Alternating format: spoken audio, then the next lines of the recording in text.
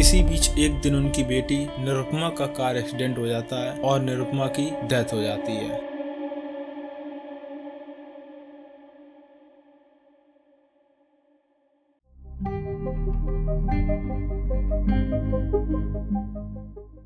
साल 1945 गुजरात के पाटन में एक किसान खोड़ीदास पटेल के घर एक लड़के का जन्म होता है जिसका वो नाम करसन भाई पटेल रखते हैं। क्योंकि करसन भाई पटेल के पिता एक गरीब किसान थे और उनके घर की फाइनेंशियल कंडीशन भी इतनी अच्छी नहीं थी, इसके बावजूद उनके पिता ने करसन भाई पटेल की पढ़ाई से कोई समझौता नहीं किया और करसन भाई पटेल ने केमिस्ट्री से बीएससी कंप्लीट की। और जैसे हर पिता चाहता है कि उसका बेटा पढ़ लिख कर एक अच्छी सी नौकरी ले ले जिससे घर की फाइनेंशियल कंडीशन में थोड़ा सुधार हो जाए, वैसे ही खोड़ीदास पटेल भी चाहते थे कि उनका बेटा पढ़ लिख कर एक अच्छी सी नौकरी ले ले जिससे उनका परिवार गरीबी से बाहर निकल आए। लेकिन करसन भाई पटेल तो बिजनेसमैन बनना चाहते थे, but because of his father बिस करसन भाई पटेल ने अहमदाबाद में लाल बाई ग्रुप की एक कॉटन मिल में काम करने लगे। और अब साल आता है 1969 जब commissioner of geology and mining Gujarat में करसन भाई पटेल की केमिस्ट की सरकारी जॉब लग जाती है। एंड दोस्तों, साल 1969 एक ऐसा साल था जब देश एक बड़े फाइनेंशियल क्राइसिस से गुजर रहा था।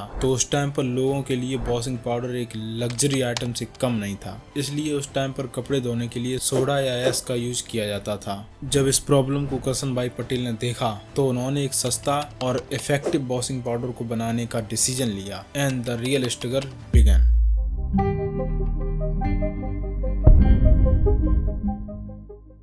क्योंकि करसन भाई पटेल सरकारी जॉब करते थे तो वो जॉब छोड़ नहीं सकते थे क्योंकि फैमिली को भी सपोर्ट करना था। तो वो दिन भर जॉब और रात में वॉशिंग पाउडर बनाने के लिए एक्सपेरिमेंट किया करते थे। इसी तरह कई रातों की मेहनत और कई एक्सपेरिमेंट के फेल होने के बाद करसन भाई पटेल ने फाइनली एक पीले रंग का फास्फेट फ्री वॉशिंग पाउडर बना लिया था। इसी बीच एक दिन उनकी बेटी निरुपमा का कार एक्सीडेंट हो जाता है और निरुपमा की डेथ हो जाती है। करसन भाई पटेल अपनी बेटी से बहुत प्यार करते थे, इसीलिए उन्होंने अपने वॉशिंग पाउडर का नाम अपनी बेटी के पेट नेम निरमा पर रखा और एज अ सिंबल उन्होंने निरमा के पैकेट पर एक छोटी सी लड़की की फोटो भी लगाई जो कि उनकी बेटी को रिप्रेजेंट करती थी। अब प्रोडक्ट तो तैयार था बट एक प्रॉब्लम थी कि डिटर्जेंट को बेचा कैसे जाए। तो उन्होंने एक आइडिया निकाला और सुबह सुबह ऑफिस जाते समय उन्होंने निरमा की कुछ पैकेट्स को अपनी साइकिल पर रखा और घर घर जाकर बेचने लगे। स्टार्टिंग में उन्हें लोगों से कुछ ज्यादा अच्छा रिस्पॉन्स तो नहीं मिला, बट जब लोगों ने निरमा वॉशिंग पाउडर को यूज किया तो उन्हें सोडा एस और साबुन की टिकिया से काफी बेहतर लगा। तो ऐसे ही धीरे धीरे वर्ड ऑफ माउथ से निरमा काफी पॉपुलर होने लगा और पॉपुलर होने का एक रीजन उसका लो प्राइस भी था क्योंकि उस टाइम पर हिंदुस्तान यूनिलीवर का सर्फ मार्केट को लीड कर रहा था और उसका प्राइस 13 रुपए पर केजी था, जो कि जनरल लोगों के लिए इसे खरीदना नेक्स्ट टू इम्पॉसिबल था। इसीलिए करसन भाई पटेल ने अपने डिटर्जेंट का प्राइस मात्र 3 रुपए पर केजी रखा। और करसन भाई पटेल ने सिर्फ प्राइस ही कम नहीं रखा, उन्होंने एक सबसे बड़ा रिस्क भी लिया। उन्होंने अपने कस्टमर को मनी बैक गारंटी भी दी, यानी अगर उनका डिटर्जेंट कपड़े साफ करने में फेल हो जाता है तो वो उनका पूरा पैसा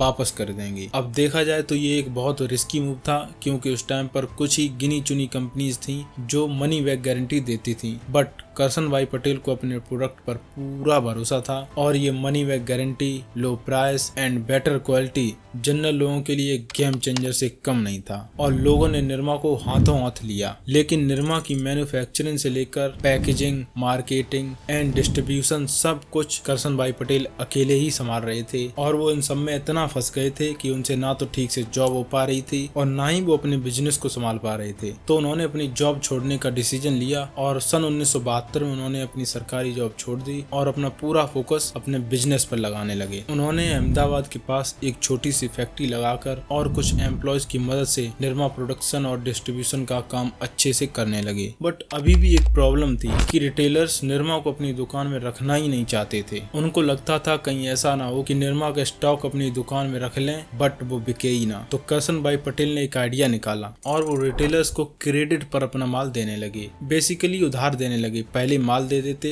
एंड मंथ एंड में पेमेंट कर लेते, और ये आइडिया काम कर गया और निरमा और भी ज्यादा पॉपुलर होने लगा। बट कुछ ही टाइम बाद करसन भाई पटेल की क्रेडिट सेल वाली स्ट्रेटजी उनके लिए एक नाइटमेयर बन जाती है, क्योंकि रिटेलर उनको पूरा पेमेंट ही नहीं करते थे और हाल कुछ इस तरह का हो गया था कि कंपनी बैंकरप्सी की कगार पर आ गई थी। करसन भाई पटेल को जल्द से जल्द कुछ करना था, तो उन्होंने अगेन एक ब्रिलियंट एंड रिस्की प्लान बनाया। तो उन्होंने मार्केट से निरमा का सारा स्टॉक वापस मंगा लिया और एक एड निकाला जो पहले रेडियो पर आता था, बट इस बार उन्होंने एड टीवी पर निकाला। अब इससे हुआ ये कि मार्केट में निरमा की डिमांड तो पहले से ही थी, तो करसन भाई पटेल ने डिमांड को और ज्यादा बढ़ाने के लिए एक टीवी एड और निकाल दिया। अब रिटेलर्स के पास सप्लाई नहीं थी बट डिमांड बढ़ती ही जा रही थी, तो अब रिटेलर्स खुद करसन भाई पटेल को कांटेक्ट करने लगे और माल की डिमांड करने लगे।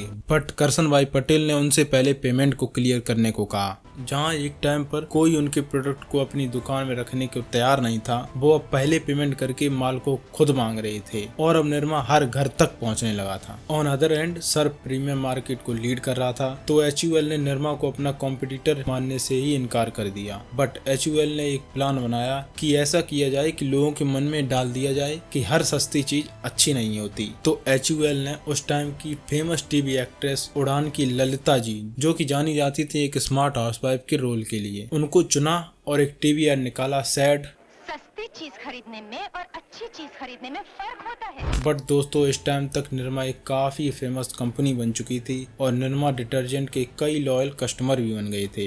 बट स्टिल निरमा ने HUL के काउंटर में एक नया निरमा सुपर सोप निकाला, जिसका एडवर्टाइजमेंट फेस बनाया रामायण में सीता का रोल करने वाली सबकी फेवरेट दीपिका जी को। एंड वेरी स्ट्रेटेजिकली निरमा ने बताया कि जब अच्छी चीज सस्ते में मिल रही हो तो महंगा क्यों खरीदें। जब वही महंगे दामों वाली क्वालिटी, वही सफेदी, वही झाग कम दामों में मिले तो कोई ये क्यों ले।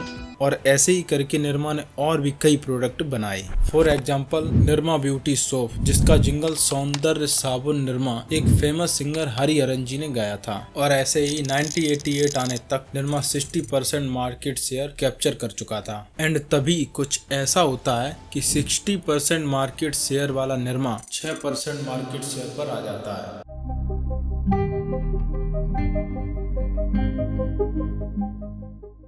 निरमा की लो इनकम मार्केट में इतनी सक्सेस के बाद HUL को निरमा एक थ्रेट की तरह लगने लगा। अब HUL अपने सर्फ का प्राइस तो कम कर नहीं सकता था बिकॉज ये कंपनी के वैल्यू के लिए सही नहीं था। तो HUL ने एक रिसर्च करवाई और उसने निरमा की कुछ कमियां देखी। दरअसल जब लोग निरमा से कपड़े धोते थे तो कपड़ों में एक इंडस्ट्रियल स्मेल रह जाती थी और निरमा पानी में पूरी तरह घुलता भी नहीं था, जिसकी वजह से कुछ टाइम के बाद कपड़े खराब हो जाते थे और कई लोगों को तो उनके हाथों में जलन भी होने लगी थी। निरमा की इतनी सारी कमियों को ध्यान में रखते हुए HUL ने अपना एक नया डिटर्जेंट बनाया और ये इंश्योर किया कि उसमें प्लीजेंट फ्रेग्रेंस, हाथों के लिए जेंटल और ये पानी में कंप्लीट डिजॉल्व होना चाहिए। इस तरह HUL ने मार्केट में अपना एक नया डिटर्जेंट पाउडर भी लॉन्च किया और इसका प्राइस भी निरमा के करीब करीब ही रखा और अभी तो ये बस शुरुआत थी।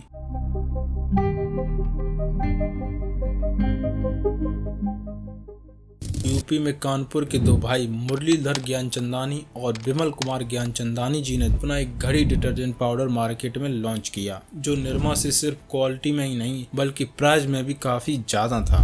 घड़ी ने अपने कंपटीशन को कम करने के लिए टेलर्स को अपने कंपटीशन वाले ब्रांड से ज्यादा कमीशन दिया और इस ज्यादा कमीशन के चलते रिटेलर्स घड़ी को ज्यादा से ज्यादा रिकमेंड करने लगे और उनकी सेल्स ऑर्गेनिकली बढ़ने लगती है। जब हर डिटर्जेंट ब्रांड एक टीवी एड निकाल रहा था तो घड़ी ने भी अपना एक टीवी एड निकालने का सोचा, जिसमें उन्होंने एक कमाल का जिंगल यूज किया।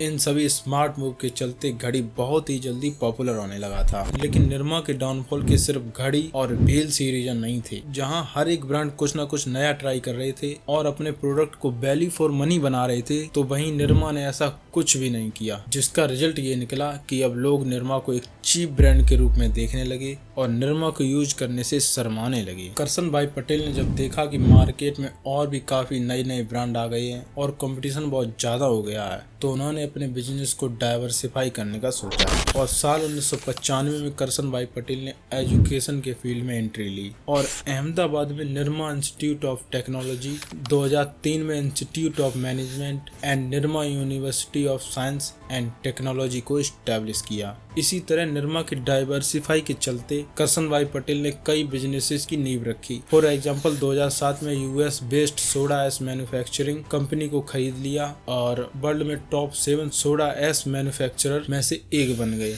एंड 2014 में एक सीमेंट मैन्युफैक्चरिंग कंपनी नोवोको की शुरुआत की। एंड फरवरी 2020 में निरमा ग्रुप ने इमामी सीमेंट लिमिटेड को 5500 करोड़ में एक्वायर कर लिया और इन सब के चलते निरमा अपने मेन बिजनेस को जैसे भूलता ही जा रहा था और 2010 के आते आते निरमा का मार्केट शेयर अपने चरम से घटकर केवल 6% रह गया था और इसके बाद 2010 में करसन भाई पटेल ने निरमा को स्टॉक मार्केट से डिलिस्ट करा लिया। वेल गाइस, आपने इस कहानी से क्या सीखा मुझे कमेंट में जरूर बताना। I would love to know your opinion. And दोस्तों, बहुत मेहनत लगी है ये वीडियो बनाने में, तो लाइक शेयर एंड सब्सक्राइब कर देना। मैं मिलूंगा आपसे नेक्स्ट वीडियो में। Till then bye.